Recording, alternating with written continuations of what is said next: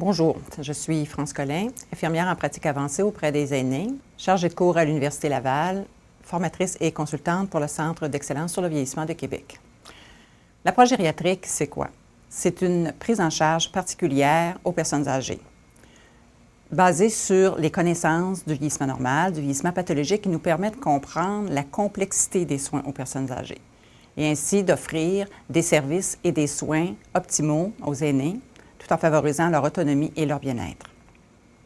Dans cette courte présentation, je vais vous présenter pourquoi l'approche gériatrique, d'où sa origine, en parlant particulièrement d'un programme, le programme HELP, qui a fait l'objet d'études et qui nous permet d'avoir des résultats.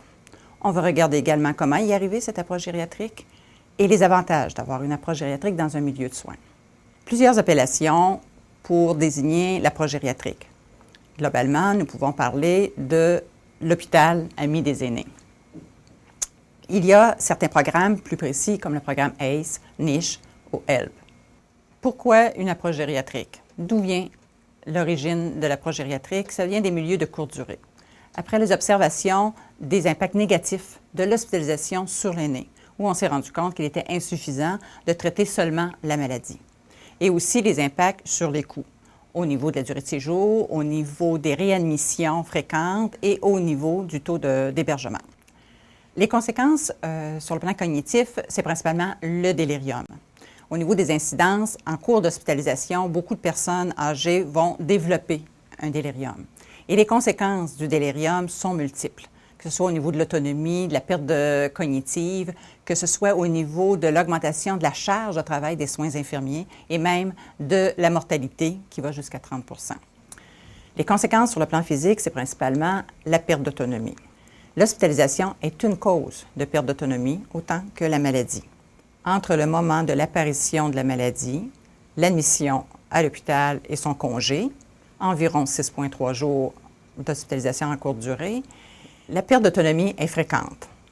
Pour les personnes de 70 ans à 74 ans, 23 % auront une perte d'autonomie. Et plus on avance en âge, pour arriver à 90 ans, plus de 63 % des aînés auront une perte d'autonomie lors de l'hospitalisation. Donc, la perte d'autonomie associée à l'hospitalisation va se présenter dans les premières activités au niveau de se laver et s'habiller et vient tout de suite après la mobilité, transfert et la marche. Et la cause majeure de la perte d'autonomie, c'est le syndrome d'immobilité. Le syndrome d'immobilité affecte tous les systèmes de l'organisme, que ce soit au niveau psychique avec le délirium, au niveau cardiaque avec l'hypotension orthostatique, que ce soit les lésions cutanées ou ultimement le déconditionnement à la marche. C'est pourquoi, antérieurement, on parlait de repos au lit, de prescription de repos au lit, ou maintenant on parle de mobilisation précoce. Il faut faire bouger les patients. La solution proposée est l'approche gériatrique. Donc, les milieux qui veulent intégrer l'approche gériatrique doivent se doter de programmes. Programmes de dépistage. Il est très important d'identifier les personnes qui sont à risque. Par exemple, cibler les personnes de plus de 70 ans avec un des facteurs de risque présents, que ce soit les pertes cognitives, les troubles visuels, les troubles auditifs, la déshydratation. Pour chacun des facteurs de risque, on doit prévoir des protocoles d'évaluation et d'intervention. Par exemple, pour les troubles cognitifs, des programmes de stimulation cognitive. Pour les problèmes de déshydratation, des programmes d'hydratation. Au niveau de l'immobilité, de prévoir des programmes d'exercice, des programmes de marche et surtout d'éviter les contractions. Alors, une fois que les facteurs de risque ont été identifiés, il est important d'implanter un programme préventif. Celui de HELP voulait prévenir le délirium et la perte d'autonomie.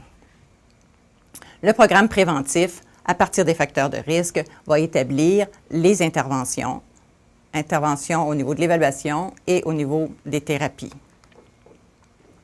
Ce programme préventif a fait l'objet d'études, comme je l'ai déjà dit, et a permis d'avoir comme résultat, au niveau du délirium, avec un groupe expérimental et un groupe contrôle, une diminution de 40 % d'incidence de délirium avec une augmentation des fonctions cognitives et une diminution d'utilisation d'hypnotiques et de sédatifs.